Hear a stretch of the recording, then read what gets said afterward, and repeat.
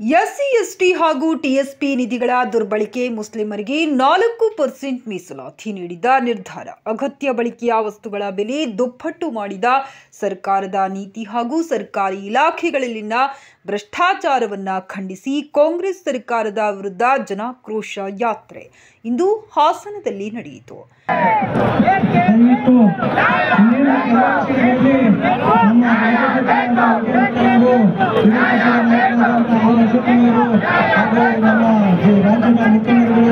ಎಲ್ಲರೂ ಆಗಮಿಸಿದ್ದಾರೆ. ದಯವಿಟ್ಟು ಎಲ್ಲ ನಮ್ಮ ಮುಖಂಡರು, ಪದಾಧಿಕಾರಿಗಳು, ದಯವಿಟ್ಟು ಕಾರ್ಯಕರ್ತರೆಲ್ಲ ಒಳಗಡೆ ಬರಬೇಕು ಅಂತ ತಮ್ಮಲ್ಲಿ ವಿನಂತಿಸಿಕೊಳ್ಳುತ್ತೇನೆ.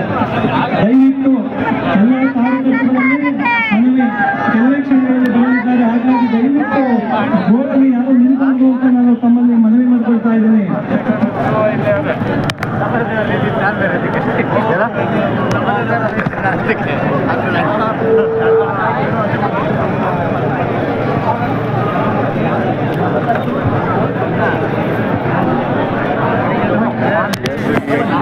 ಪ್ರತಿಭಟನಾಕಾರರು ಕಾಂಗ್ರೆಸ್ ಸರ್ಕಾರಕ್ಕೆ ಧಿಕ್ಕಾರ ಎಂಬ ಘೋಷಣೆಗಳನ್ನು ಕೂಗಿ ತೀವ್ರ ಅಸಮಾಧಾನ ವ್ಯಕ್ತಪಡಿಸಿದರು. ಈ ಕಾರ್ಯಕ್ರಮದ ನೇತೃತ್ವವನ್ನು ವಹಿಸಿರುವಂತ ನನ್ನ ಸಹೋದರ ಜಿಲ್ಲಾಧ್ಯಕ್ಷರಾದಂತಹ ಸಿದ್ದೇಶ್ ನಾಗೇಂದ್ರಣ್ಣನವರೇ, ಇಲ್ಲಿ ವೇದಿಕೆ ಮೇಲಿರುವಂತಹ ಎಲ್ಲ ಗೌರವಾನ್ವಿತ ಹಿರಿಯರೇ, ಮುಖ್ಯವಾಗಿ ರವಿಕುಮಾರ್ ಜಿ ಅವರೇ, ಇವತ್ತು ಕಾಂಗ್ರೆಸ್ ಸರ್ಕಾರ ಕೇವಲ ಬೆಲೆ ಏರಿಕೆ ಮಾಡೋದ್ರ ಜೊತೆಯಾಗಿ ತುಷ್ಟೀಕರಣದ ರಾಜಕಾರಣವನ್ನ ಮಾಡ್ತಾ ಇದೆ. ಬೆಲೆ ಏರಿಕೆ ಅಂತ ಹೇಳಿದ್ರೆ 9 ರೂಪಾಯಿ ಹಾಲಿನ ದರವನ್ನ ಏರಿಸಿ 4 ರೂಪಾಯಿ ರೈತರು ಕೊಡ್ತಾ ಇದ್ದಾರೆ. ಅದರ ಅರ್ಥ ರೈತರಿಗೂ ಕೊಟ್ಟಂಗಾಗಬೇಕು, ಗ್ರಾಹಕರಿಗೂ ಬರೆ ಆಗ್ಬೇಕು. ಪೆಟ್ರೋಲ್ ದರವನ್ನ, ಸುಂಕವನ್ನ ಏನಿದೆ ಪೆಟ್ರೋಲಿಯಂ ದರದ ಸುಂಕವನ್ನ ಏರಿಸುವಂತ ಕೆಲಸವನ್ನ ಮಾಡ್ತಾ ಇದ್ದಾರೆ.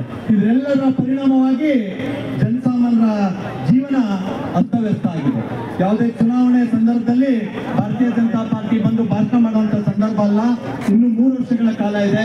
ಇವತ್ತು ಬಂದು ನಿಮ್ಮೆಲ್ಲರ ನಡುವೆ ನಿಂತಿರುವಂತದ್ದು ರಾಜ್ಯಾಧ್ಯಕ್ಷರ ನೇತೃತ್ವದ ತಂಡ ಜನರ ಸಮಸ್ಯೆಗೆ ಸ್ಪಂದಿಸಬೇಕು ಅನ್ನೋ ಸದುದ್ದೇಶ ಇಟ್ಕೊಂಡು ಬಂದಿದೆ ಹೊರತು ಯಾವುದೇ ಚುನಾವಣೆಯ ಗಿಮಿಕ್ ಮಾಡಲಿಕ್ಕೆ ಬಂದಿಲ್ಲ. ಈ ಜನರ ಆಕ್ರೋಶ ಕಾಂಗ್ರೆಸ್ ಸರ್ಕಾರಕ್ಕೆ ತಲುಪಿದ್ರು ಮಾತ್ರ ಜನಸಾಮಾನ್ಯರಿಗೆ ಬರೆ ಹಾಕೋದನ್ನ ನಿಲ್ಲಿಸಬೇಕು ಅನ್ನೋ ಸದುದ್ದೇಶ ಇಟ್ಕೊಂಡು ಇವತ್ತು ಬಂದಿರುವಂತದ್ದು. ನಾನು ಹೆಚ್ಚು ಭಾಷಣ ಮಾಡ್ಲಿಕ್ಕೆ ಹೋಗಲ್ಲ, ರಾಜ್ಯ ನಾಯಕರುಗಳು ಬಂದಿದ್ದಾರೆ, ಹಾಗಾಗಿ ಅವರು ಮಾತನಾಡಲಿದ್ದಾರೆ.